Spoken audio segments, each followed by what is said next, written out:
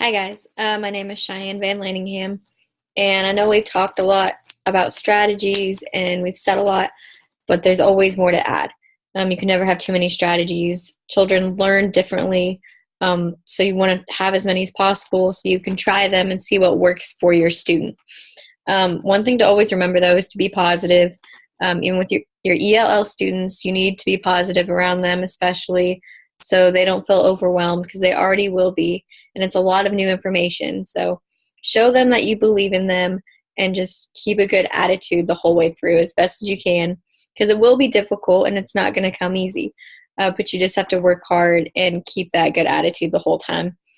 One thing that really helps for writing and also reading actually is vocabulary role playing.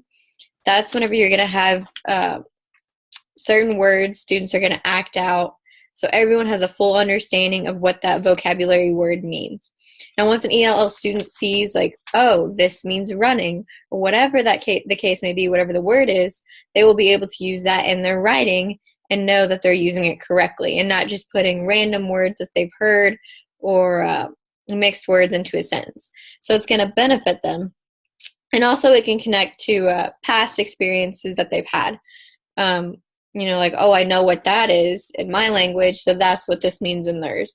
So it's really good for them to physically see what a word means so that they can write it down. One thing, though, to think about whenever you are using that background knowledge is that their personal background knowledge, you cannot assume that is going to be the same of every other student.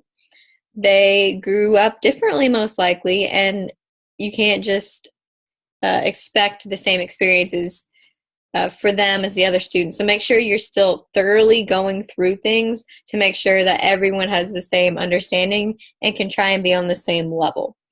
Another thing also is with the writing, so the students understand like what another student wrote about. You can do story reenactments. Also, this can be for reading as well, but you can carry it over to writing. So especially for an ELL student who they're really struggling with writing what they want their story to be like. If they want to have like a cooperative learning environment where the students of like different levels are helping each other, they could do that. They could act out what they want their writing to say.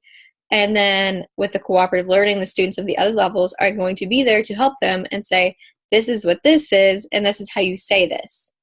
So that they're trying to understand, like, oh, okay, so they're telling me what I am acting out. So that would be like a story reenactment. They're showing what they want their writing to be about or what they're trying to say.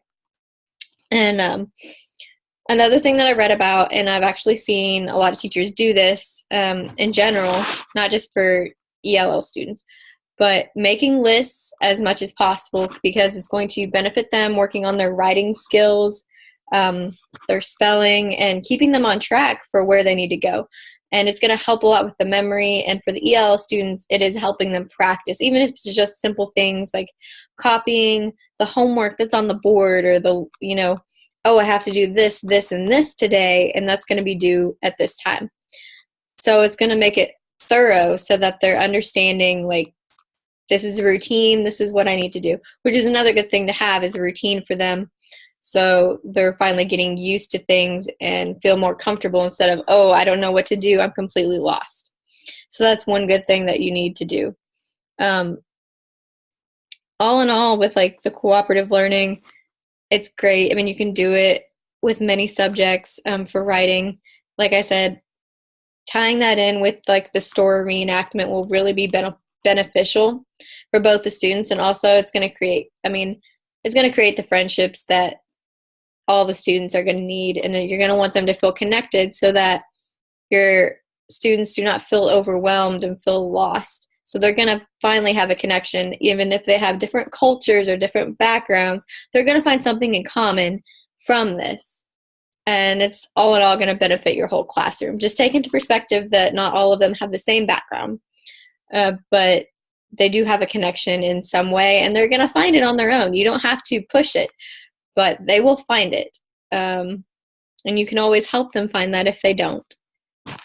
But All the students will. They don't have the same experiences, but they are still students who want to learn, and you just have to be patient, be positive, and use all these wonderful strategies that everyone has provided.